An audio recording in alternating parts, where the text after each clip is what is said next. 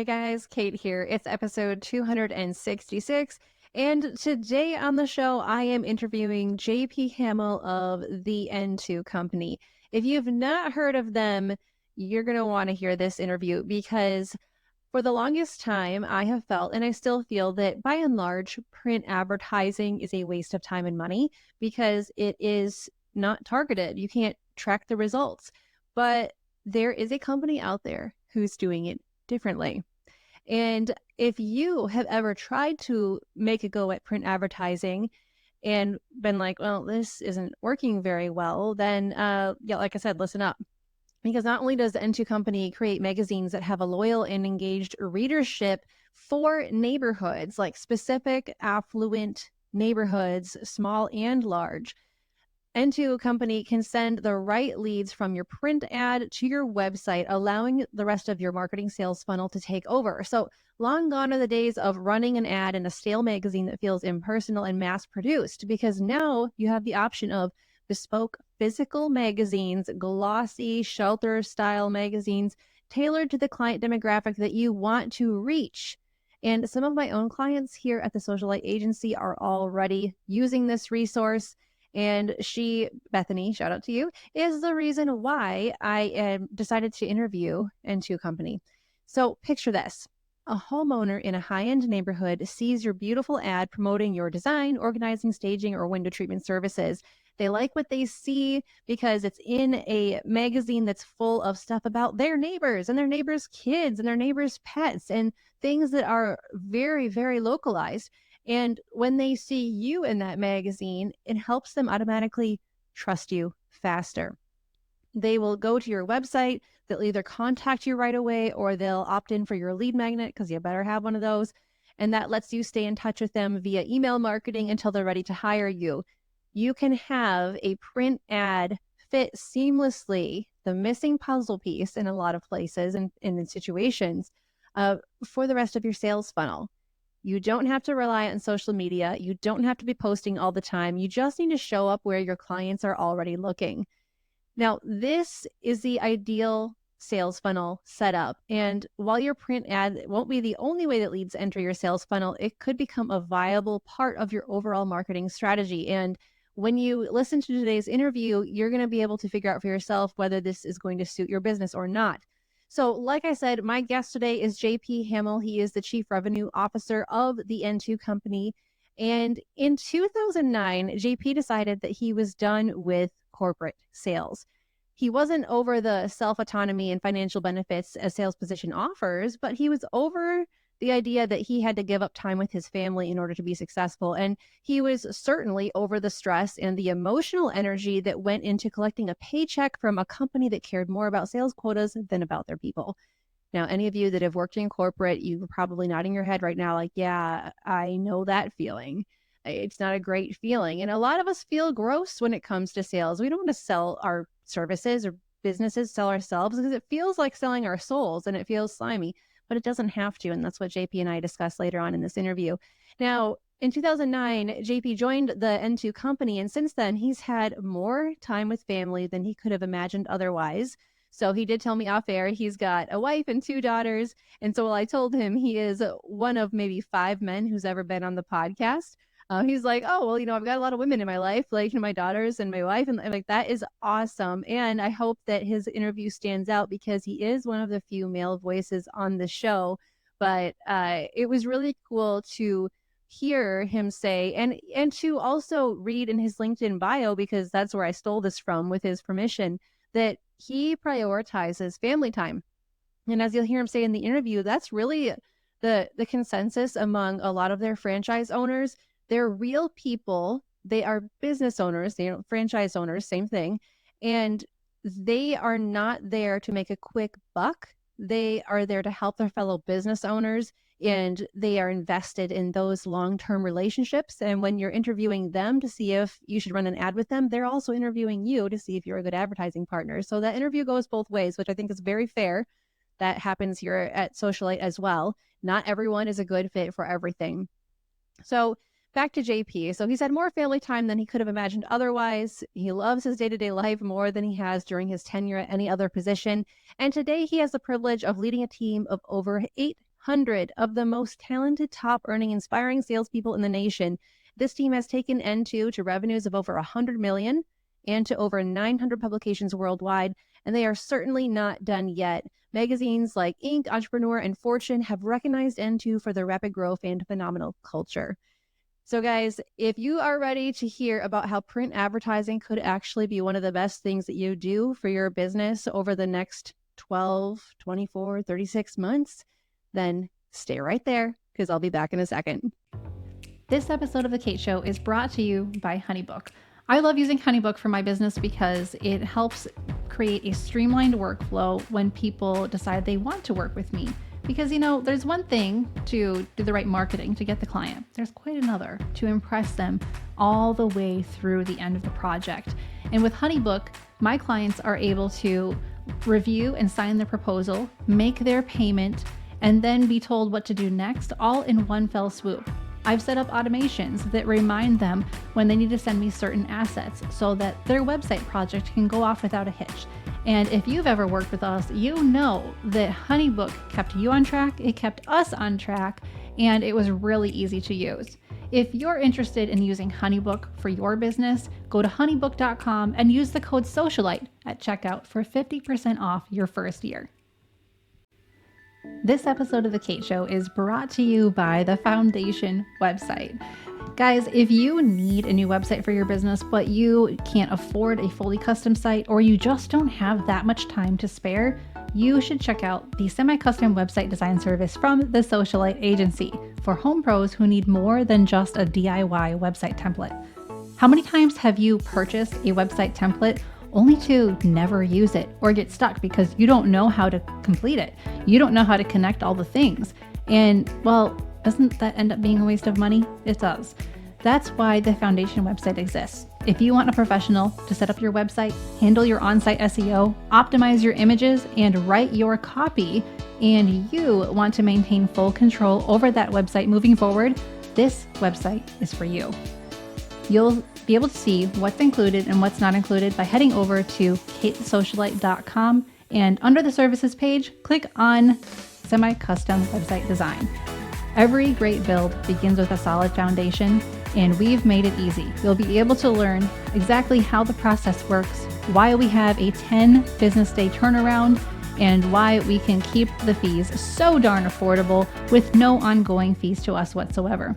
The cool thing is, and the thing that a lot of our clients appreciate, is that when you get our website, whether it's fully custom or semi-custom like this one, we are available to help make updates to your site. We only charge you when you actually need an update made, which means that months, years might go by. You don't have to pay us a dime. But when you're ready for help, we're there to help you. Head over to katethesocialite.com and look under the services tab to get the website your business deserves. Hello, everyone, and welcome back to The Kate Show. I am here with JP. JP, thanks for being here. Thank you. Yeah, it's great to be here with you. Yeah, and look, we were talking off air. The reason that I wanted to have you on the show is because one of my clients, shout out to you, Bethany. I know that you watch or listen to the podcast. She told me, hey, I can do print advertising and actually get great clients from it. It actually has trackable ROI. And that's what we're all about here, because normally that's not the case when it comes to print advertising. So what I want to know from you, Mr. Chief Revenue Officer of N2 Company, is when did the N2 Company conceptualize and launch the neighborhood magazines that have gotten such great results for my client? Yeah, well, thank you. And the first launch of our publication was in, I think, the summer of 2004. And we started off, the publications looked very different at the time. They were black and white. They kind of looked more like a church bulletin. They were maybe 20 pages, 25 to 26 pages. And from 2004, we had a few out there. We launched maybe another 15, 20, 30 over the next couple of years, but it's really taken off to where this year we have over 800 publications across the country. And over the last 20 years, the publications have gone from that introductory neighborhood newsletter feel. It's still a neighborhood newsletter, but it looks much more like a luxury, glossy, beautifully put together publication. But 2004 was our first. Okay. So you guys have been around long enough. I mean, that's 20 years already. I keep thinking 2004. Oh, that's not that long ago, but it kind of is. Oh my gosh, Uh, we just it's a long time. yes. So you 800 publications. So it's like one publication per neighborhood. That's right. That's right. So Okay. each neighborhood has its own dedicated content. Most of the publications are really put together by the residents in the community. So one of the reasons why Bethany from Plymouth Upholstery, I believe, the reason she Yes. got such great feedback from her advertising is because the residents actually read this publication, and the reason Hmm. they read it is because their neighbors are the ones putting it together. So we have photos submitted from the kids and articles written by kids and moms and dads and vacation photos. But the content, the reason why it's so unique is it's only about that small community. So it might be a Hmm. small 300 home development or a 500 home enclave or 1,000 home gated community or non-gated, could be a small township. But all of these communities, they can get content about everything else online. They can get content about their general area, their county, their state, their city, but their little neighborhood, there's no method of communication that's really put in place. And this is kind of a memorialized yearbook each month that goes out to them for free, and it's put together by their neighbors, which is pretty awesome. It is such a cool concept. I don't know why people didn't do it sooner. Maybe they have and they just didn't do it the right way because clearly you guys are doing something right. And how are the neighborhoods chosen? Like, what are the prerequisites? It has to be funded. So, I mean, these are not subscription publications. The residents pay nothing for it. It gets sent to them for free every single month, and it's funded by the advertisers that are in that publication. Now, the general rule in advertising, most people spending money in advertising, is they're trying to reach as many people as they can for as little money as they possibly can. They're trying to get the best CPM possible. Our publications are really designed for businesses that are willing to spend that same amount of money and not reach the masses, but reach people that it makes sense for them to spend discretionary advertising dollars to reach, because the buying power is so powerful within the community. So generally speaking, there's some of the more higher end neighborhoods in the market. We don't really have a specific hard line drawn on where that is or isn't. It's really dictated by some market research that we do, some demographic research, but really the business owners themselves are the ones that dictate that neighborhood, and that neighborhood is where I want to spend extra money to be in front of. Because when I win jobs there, not only am I going to get great, are they going to be great jobs, but I'm going to get great word of mouth from those Hmm. communities, which is really how they build their business anyway. So, Yeah, well, that makes sense. And are these communities generally more affluent? yes, yes, for sure. Okay. Yep. Yeah, and just because, like, all the people listening to this podcast, they're working in the home industry. They are designers, home stagers, wind treatment professionals, home organizers. They're looking for that type of client, and to be able to pinpoint an actual neighborhood that they would want to work in is such a game changer.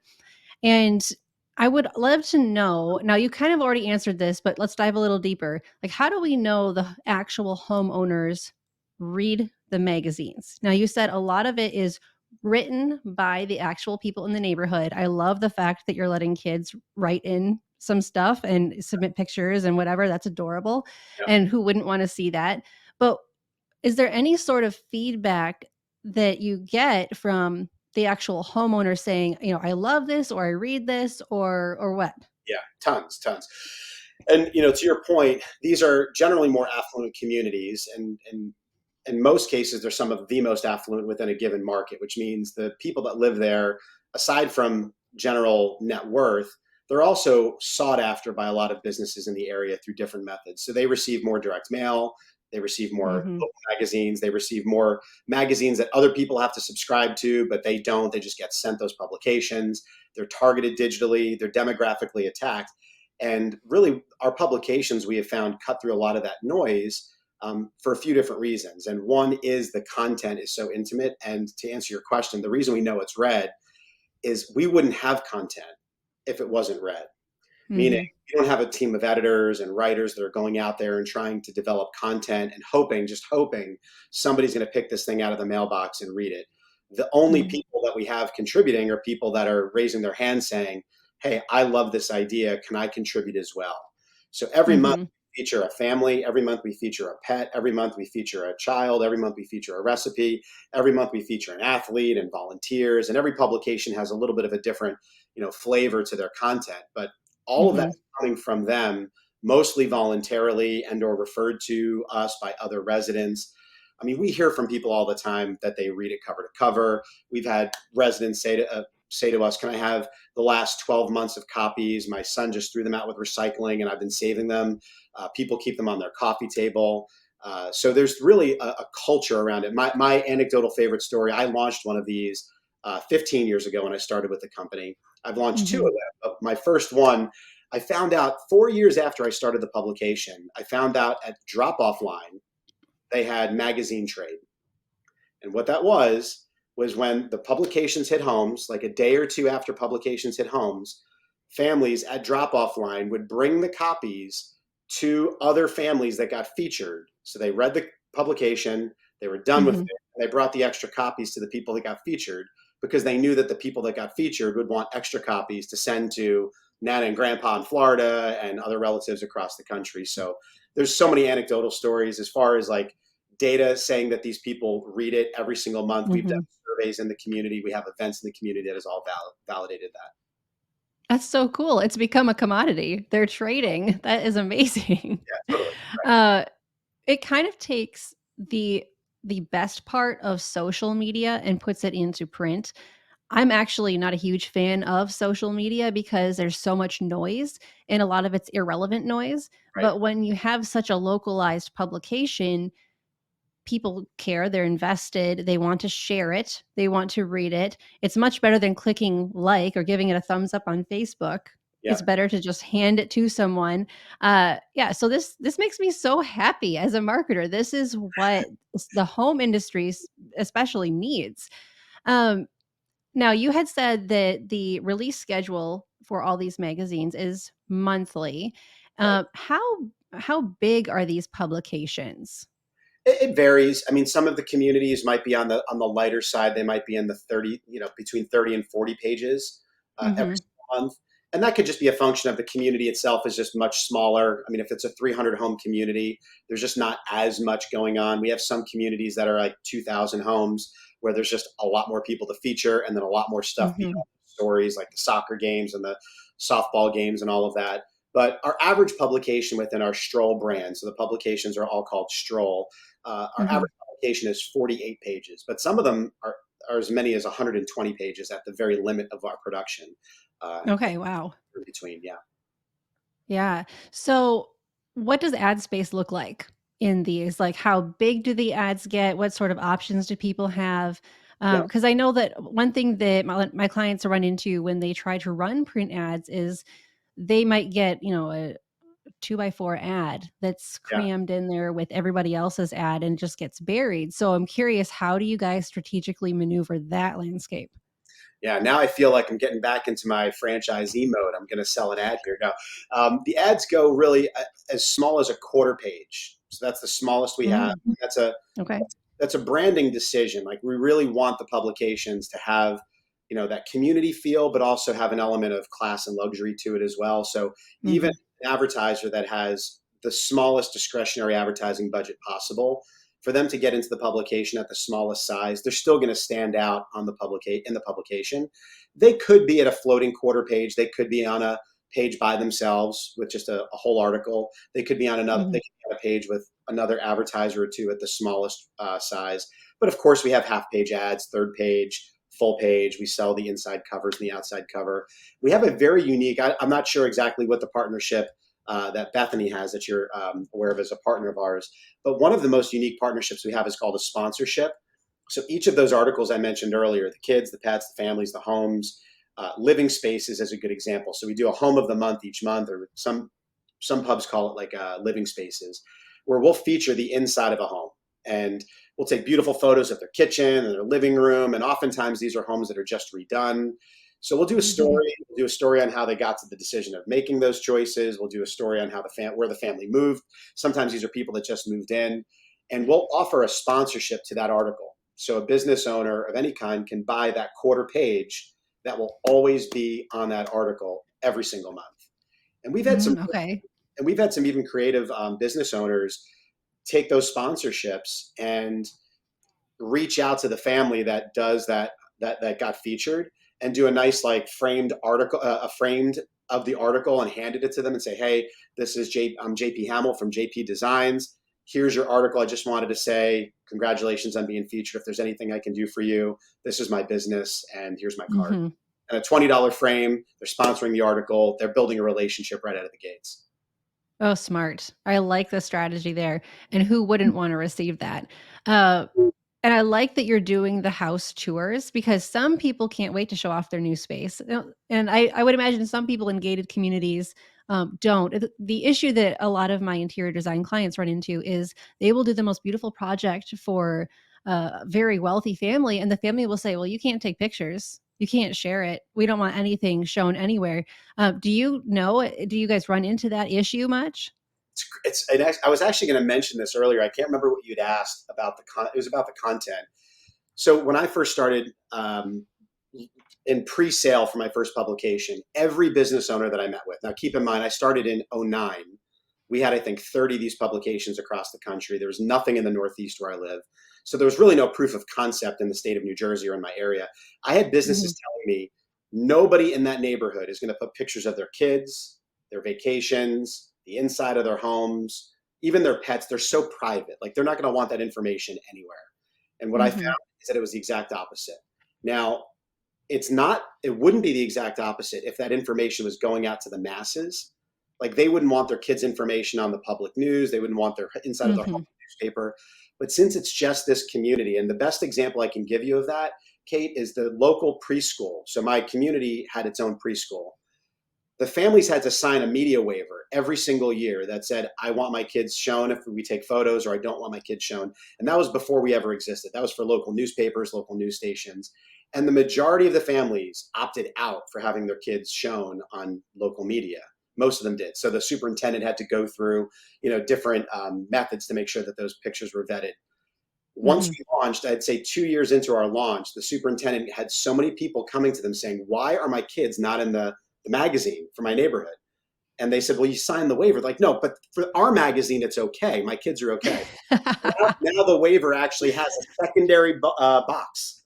I'm okay with my local community publication doing this. So, yes, cool. They're comfortable with it. Yeah. Yeah. So they don't mind being local celebrities. They just don't want things to get too public. Yeah. Well, that's really cool. And it shows also the trust that's built into that publication in that community. Do you find yourself turning on the news and feeling hopeless? Woke agendas, open borders, inflation due to out-of-control spending, and the list goes on. There is something you can do about it. Buy from companies that believe what you and I believe. We need to stick together now more than ever, and there has been one company willing to stand with you since 2012. Patriot Mobile is America's only Christian conservative wireless provider.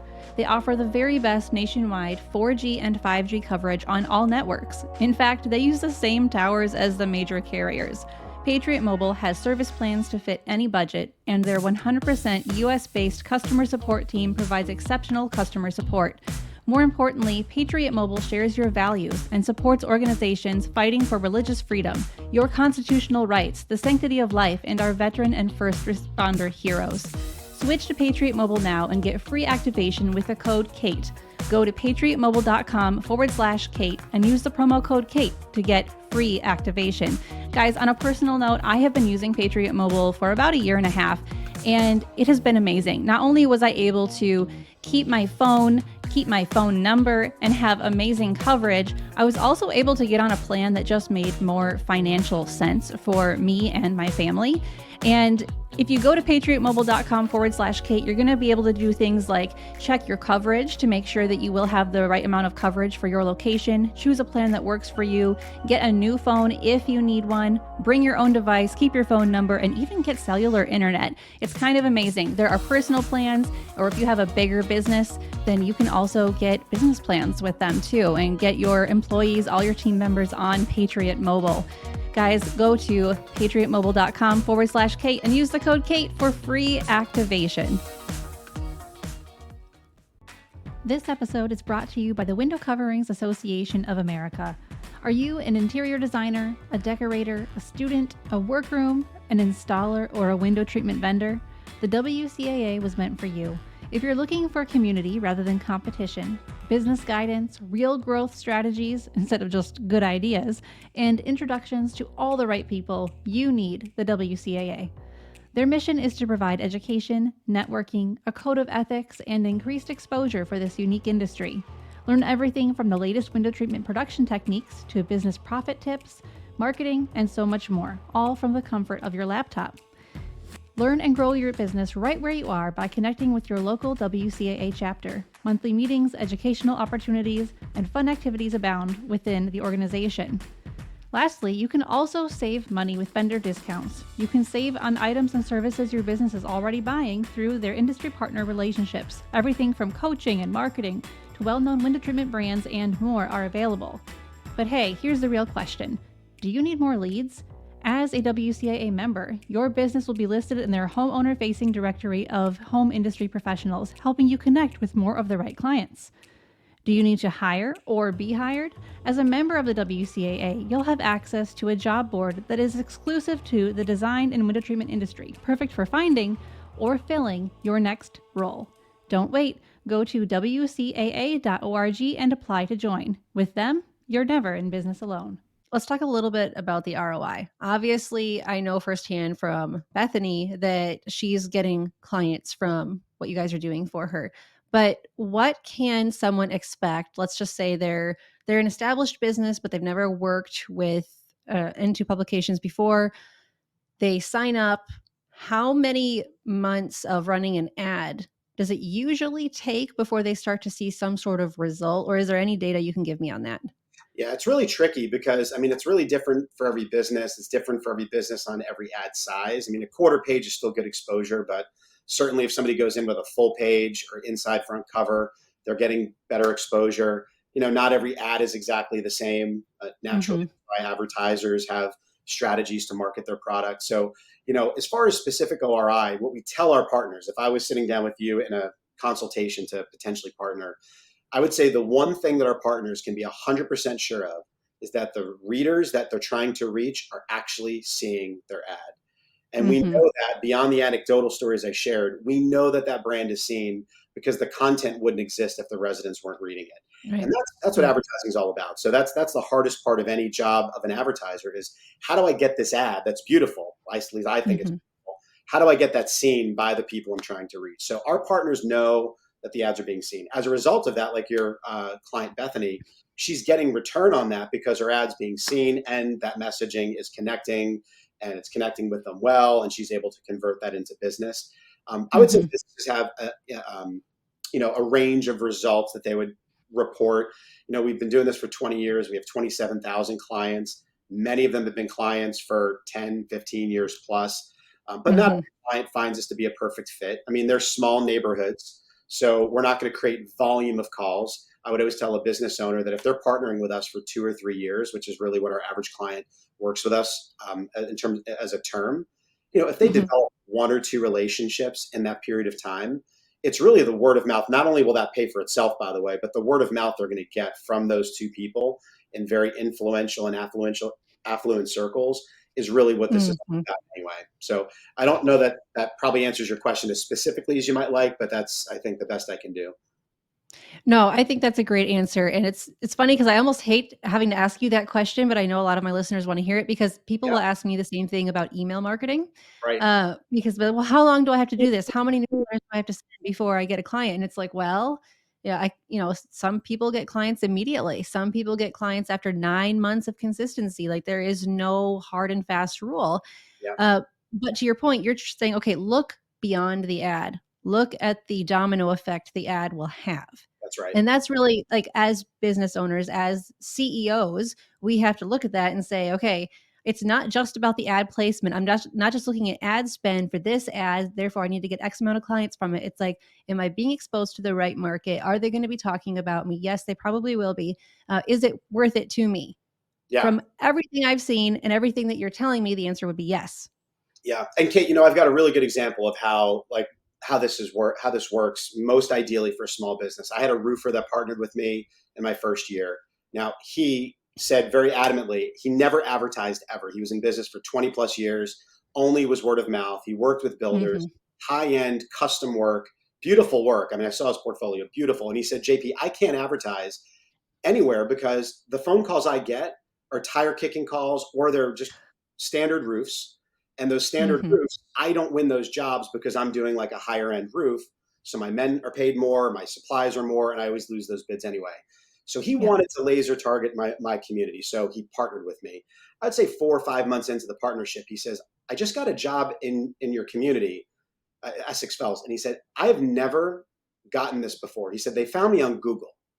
And I said, what do you mean you've never gotten that before? He said, I don't even know how they found me on Google. And I said, Mark, what I really believe happened here is they were probably looking for a roofer. They Googled roofing in my Mhm. community. Your name popped up and you'd been in there for 5, 6 months. That was the trigger for them. Like they saw your Yeah. name as a trusted name. So going back to the ROI, what I always tell businesses is if I knocked on every single door in that neighborhood and I asked the homeowner, do you know the name of Plymouth Upholstery? Like Mhm. how many of them would say yes to that question today? In a year, 2 years, 3 years of partnering, the majority of the people in that community would say, "Oh, I've seen them. I've heard of them. Like yeah, Yes. for sure. I know that Brand name." recognition. Yeah, Mhm.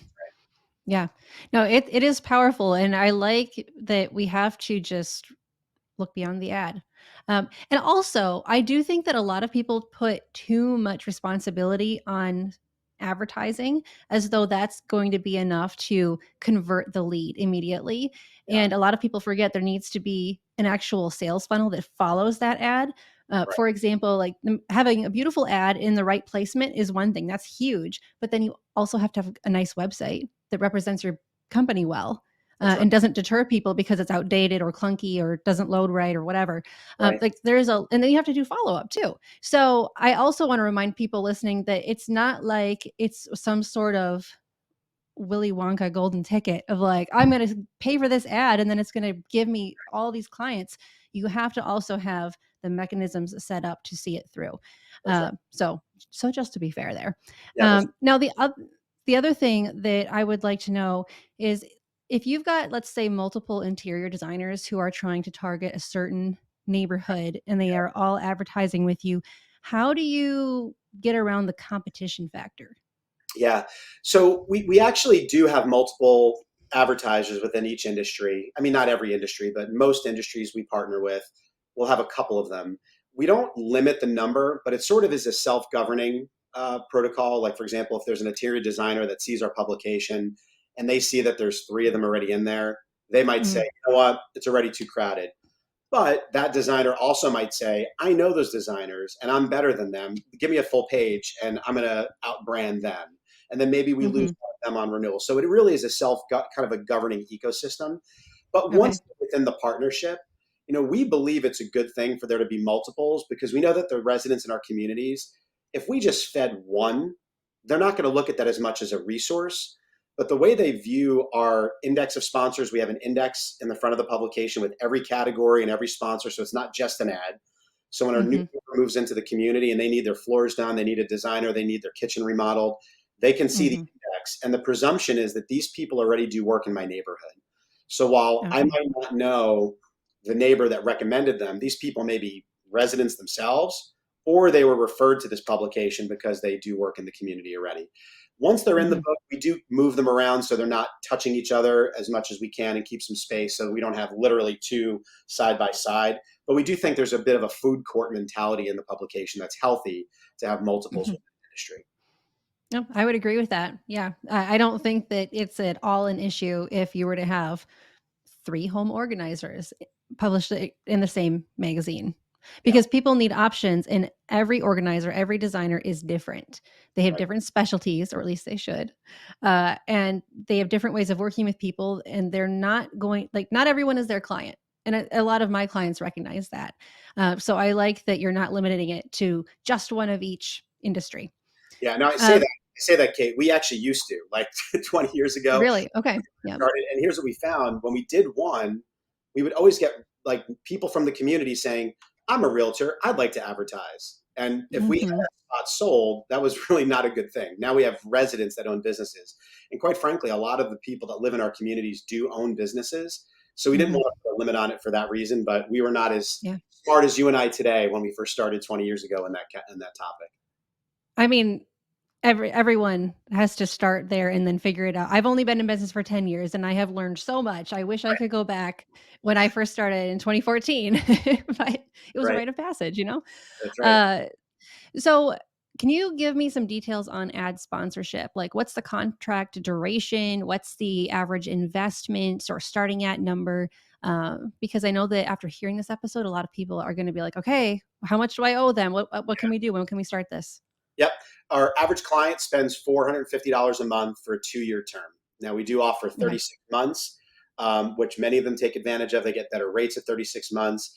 We also, with the 24-month and the 36-month packages, we'll do a sponsor spotlight where we'll actually feature their business. So beyond them sponsoring like an article, for example, we'll do an article on them. Now, we do not have advertorial content throughout our publication. We really don't. It's all Mhm. resident driven content. But once a month, we have a business spotlight where we'll take before and after photos of work that they've done. We'll introduce the owner of the business to the community.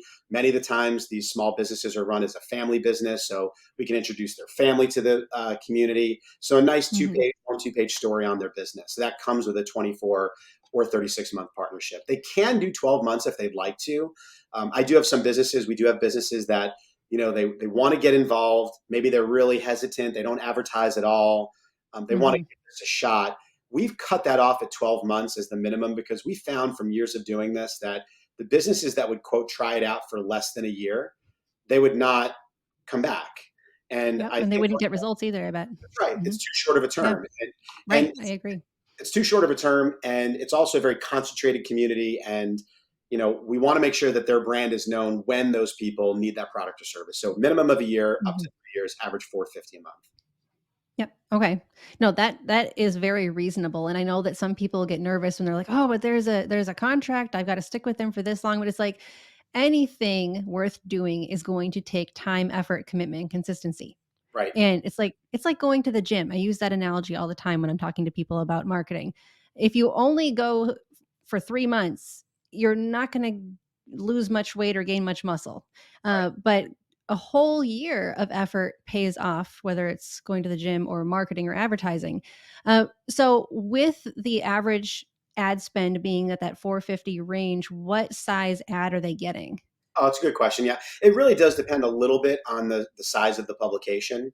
The larger Mhm. distributions, it's going to be a little bit. They're going to get a little bit less for 450, and the Yep. smaller publications, they might get even as much as like a full page at that Oh, rate. wow. Yeah, so it really depends on the cost of the publication. But our average Mhm. client, I guess I can answer that question easily. Our average client has a little over a third of a page ad in our Mhm. publication at an average of 450. But we have some clients, Kate, that spend a little less than even $200 a month in just an introductory quarter page ad for some of our publications. And we have clients that, of course, spend thousands of dollars a month that have much larger budgets. But the Yep. 450 is probably somewhere between a third, maybe and a half a page, depending on the publication. Okay. Yeah. No, it's so helpful to have all those numbers up front because that's going to help a lot of my listeners figure out whether they want to include this as part of their marketing plan. Yeah. Um, can you also tell me, are there any other opportunities for exposure in the magazines other than ad placement? I know you said that you'll do like a business spotlight. Are those the two main things? The spotlight, we will do the sponsorship where they can sponsor the article. They get an index in the front.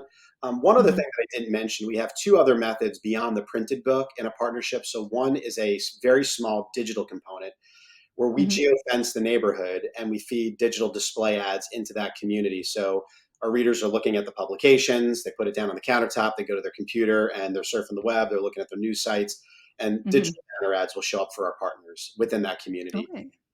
And then also we have events that we'll throw throughout the year. Now the events could be as small as like a wine tasting or a restaurant review, which in Hmm. some cases we'll do monthly, sometimes bi-monthly.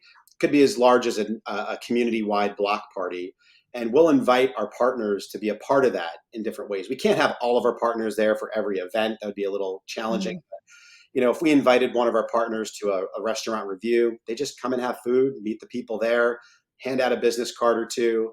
And when those people that live in the community need that product or service, they're going to remember that interaction and they have a more Hmm. of a relationship built, or they might know somebody that needs that product or service.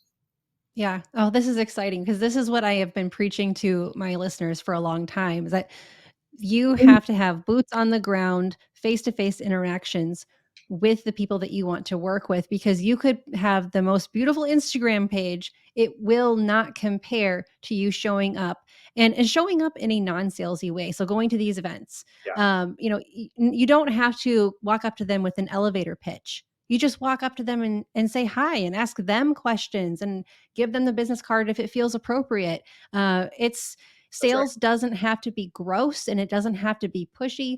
And one thing so I read your bio in the intro to this episode, but I want to kind of mention that right now.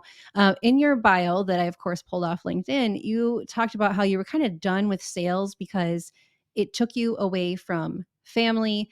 It didn't prioritize the right things, it didn't align with your values. Can you speak to that for a second? Because I was very intrigued about everything you said regarding sales. Yeah, I mean, and look, I do love sales, and I'm in a sales role as the chief revenue officer, and I had to be in sales as a franchisee. So I didn't really leave sales. I really just left the corporate version of sales, and I Yes. worked for some great companies prior to joining N2 and the Stroll publications. But when I started my franchise with Stroll in 2009, I did it because I wanted to be an entrepreneur. So I think what Mhm. a lot of your listeners are going to appreciate about their interaction with the people that run these publications is they're like-minded people. Like they have Mhm. to sell their business. I would imagine your listeners have to sell themselves and sell their business, but they're also out there doing it. Like they're running a business, and to run a business, it's hard. There's tons of rewards, and there's tons of Mhm. benefits, both financial and flexibility, and we get to write our own ticket. But it's challenging. So our franchisees, and what you saw my LinkedIn profile was me leaving that environment where it was a corporate sales environment to me really running my own thing as a franchisee. Mhm. I think that's who your listeners are gonna meet if they decide to reach out and partner with, or even investigate a partnership with our publications. Yeah. Yeah, Yeah. That is refreshing because yeah, sales, like you could sell more when you're just real with people and not trying to meet a quota. right. And and just trying to be helpful. And that's where a lot of my clients feel very uncomfortable with advertising and marketing because they're like, I don't know how to sell. I'm like, okay, but do you know how to talk to people? Do you know how to answer questions? Well, like, yeah, I can do that. Like, okay, that's really what it is. And it's Yeah, about making yourself available in the places they're already looking, like their community publications, right. versus trying to jump up and down and get their attention in a place that they're not naturally looking or going. Right. So, what is the next step then for someone who wants to figure out, should I do this? Can I talk to someone at N2? What do they do?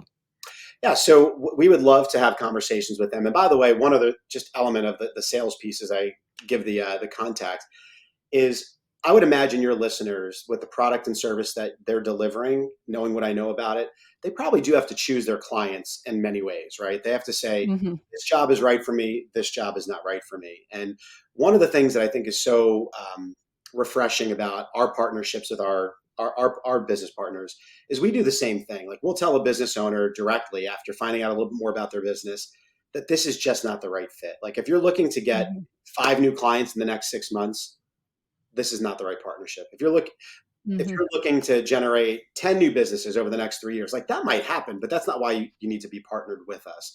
So we're very direct about that. And we also know that these mhm, communities have a certain level of expectation. Like they have good money to spend.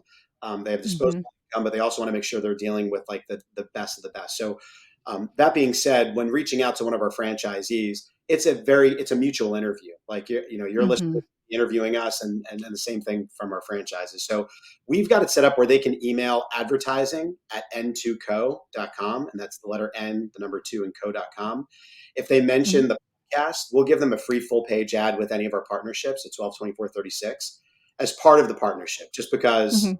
of your podcast, Kate. So advertising at n2co.com, and if a partnership follows, we'll do a free full page ad with that partnership.